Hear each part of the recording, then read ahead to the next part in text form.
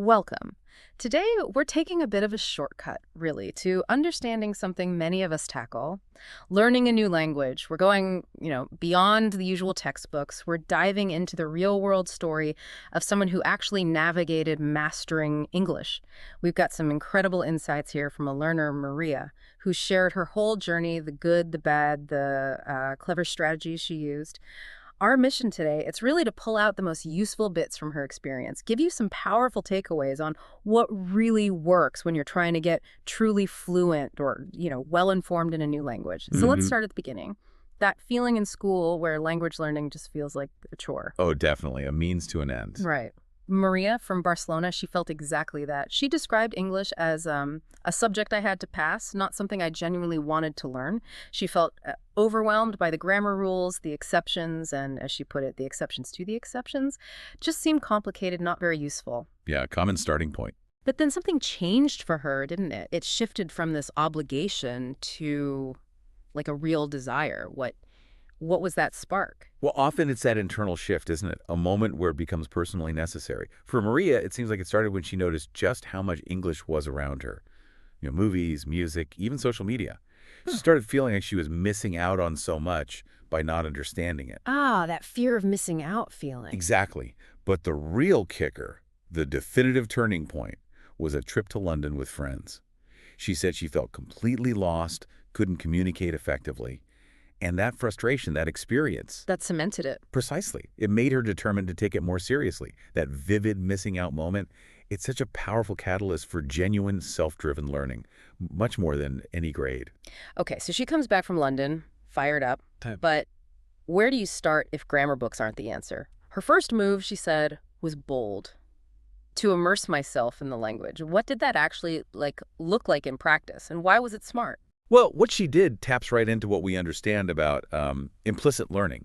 Your brain just soaking up patterns without you consciously grinding away at rules. Mm. It's actually a much more powerful way to build that basic comprehension. So she started with things she enjoyed: movies, TV shows, first Spanish subtitles, Uh-huh. then English subtitles, and then eventually no subtitles at all. That sounds hard, though. Oh, she admitted it was tough. Said she was missing half of what was being said, having to rewind several times. Mm. But that sheer volume of listening, even if it's tough, it builds that foundational auditory recognition. Sort of primes the brain, prepares it to process the language more naturally. A bit like how a child learns just by being surrounded by speech. Yeah. You're literally building the pathways. And it wasn't just passive watching, right? She used music, too. Yeah, listening to English songs, trying Yeah. to sing along, even if you didn't get all the words. She called it a fun way to practice pronunciation and learn new vocabulary. Exactly. Fun is key. So this early immersion, yeah, it's challenging, but it really lays the groundwork. But it wasn't all smooth sailing. She hit some significant roadblocks, especially with the trickier bits of English. She felt overwhelmed, she said, by the nuances, idioms, phrasal verbs, slang. Like every time I learned something new, there was another layer waiting for me. Hmm. Phrasal verbs in particular seemed to really confuse her. Why are those such a common hurdle, do you think? Phrasal verbs. They're a perfect example of language not just being word plus word equals meaning.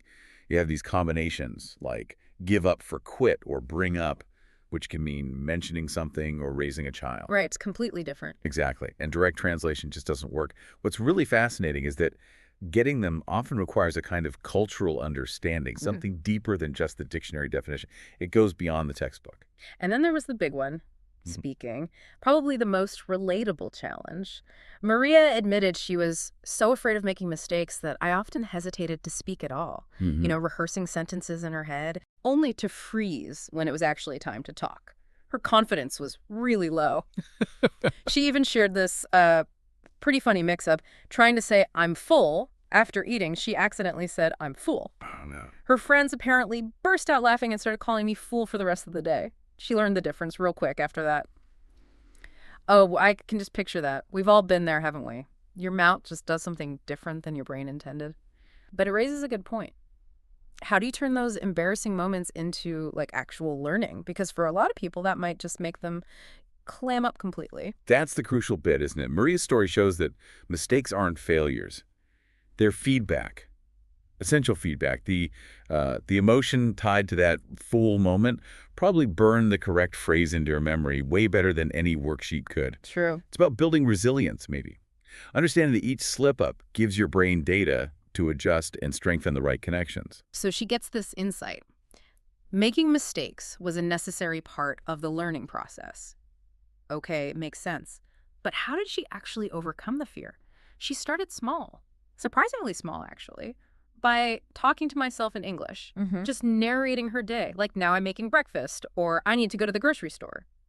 She called it silly, but it helped me get comfortable with speaking without the pressure of someone listening.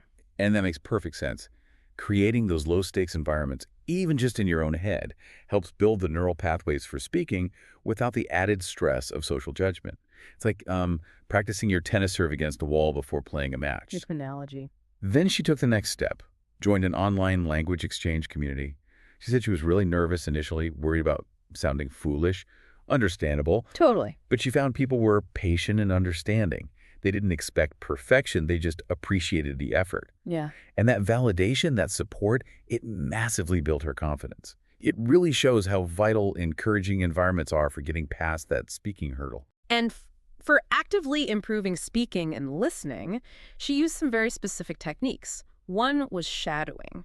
Can you explain that a bit? Yeah, shadowing is great. Yeah, Basically, you listen to a short clip of a native speaker, okay. and you immediately try to repeat it exactly as they said it, mimicking everything, the intonation, rhythm, pronunciation. Right. She said it forced her to pay attention to the details of how English is spoken. She often used bits from movies or TV. Exactly. It develops muscle memory for your mouth, essentially, and sharpens your ear at the same time. You're actively engaging with the sounds, not just passively hearing them. And for listening practice itself, she got into podcasts. Smart move. She started with ones that had transcripts, which is a good scaffold, then gradually moved to ones without. She realized, and this is key, even if I didn't understand every word, I could usually get the gist. And that was okay. Yeah. Over time, she said, the gaps in understanding became smaller. That tolerance for ambiguity you mentioned earlier, not needing 100% comprehension right away. Absolutely vital. Podcasts train your brain to infer meaning from context. That's how real-world listening works, right? You don't always catch every single word, but you follow the conversation. Pushing for perfection can actually slow you down. Okay, let's talk vocabulary. She found this definitely one of the most challenging aspects. Words just wouldn't stick sometimes. But she had some clever methods. She kept a vocabulary journal, but importantly, she wrote down the sentence the word was used in. Context. Crucial. Yeah. And then she used spaced repetition, reviewing her journal first after a day, then after a week, and then after a month. And this is brilliant. She probably didn't know the cognitive science terms like the testing effect or desirable difficulty. That's exactly what she was doing. Spaced repetition isn't just repeating, it's reviewing at increasing intervals right when you're about to forget. That forces your brain to work a bit harder, which makes the memory stronger. So a little struggle is good. A little struggle is very good for long-term memory. And it wasn't just reviewing. She made a point of actively using the new words in conversations, even if she felt a bit unsure. The more I used a word, she said, the more natural it felt. She also created associations, like linking the word meticulous to her aunt, who's always very detailed. See, that's active recall and what we call elaborative encoding, making those personal, meaningful connections. It shows that mastering vocabulary isn't just about flashcards. It's about weaving the words into your own mental network, using them, connecting them to things you already know. She also leaned on some specific resources that listeners might find useful. The Anki app came up that uses spaced repetition with digital flashcards. Yep, very popular for that reason. Automates the spacing. And YouTube. She found so many great channels for grammar, pronunciation, but also everyday English, like phrases and expressions that native speakers use in casual conversation. The stuff, as she put it, you don't find in textbooks. Authentic input. Huge. She also subscribed to English newsletters and blogs just to keep seeing the language in different contexts. What's great there is the mix. She combined structured tools like Anki with that messy, authentic, real-world content from YouTube and blogs. It highlights how effective a diversified approach is. You're not just relying on one thing. You're weaving the language into your life from multiple angles. What's interesting is, even after all this progress, Maria says she still considers myself a learner. Her focus now. refining my understanding of more advanced aspects like idioms and cultural references, things she finds challenging, but make conversations come to life.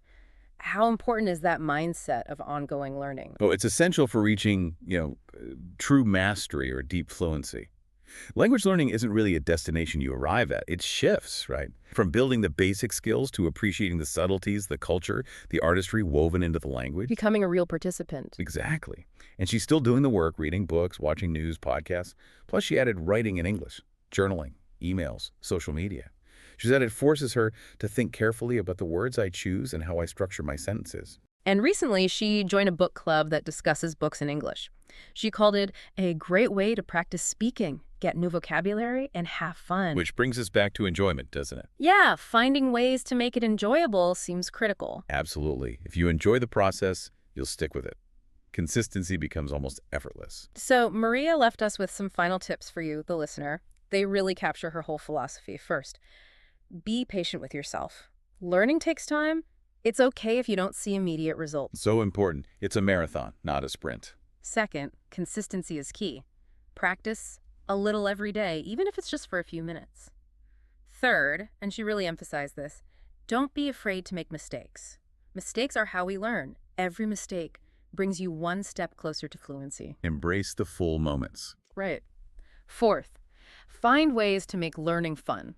Music, movies, podcasts, whatever works for you. When you're having fun, you're more likely to stick with it. And finally, surround yourself with English as much as possible. Change your phone language, follow English accounts, talk to yourself. The more you immerse yourself, the more natural it will become. Wow. We've really covered a lot, diving into Maria's journey, pulled out some really practical strategies and, I think, profound insights into language learning. What's the big takeaway here, do you think? I think Maria put it beautifully herself, didn't she, when she talked about it being a journey, not a destination. Maybe the real goal isn't some mythical state of flawless fluency. Maybe it's more about having the courage, day after day, to embrace the imperfections, to find the joy in figuring things out, in that continuous discovery that comes from every mistake, every new word, every conversation. Just think how much richer your own world could become if you commit to really living in the language, not just studying it from the outside. Ah, it's a powerful thought to end on. We really encourage you to take these ideas, Marie's experiences, and see how they might apply to your own learning journey, whatever it is you're diving into next. Thanks so much for joining us for this deep dive.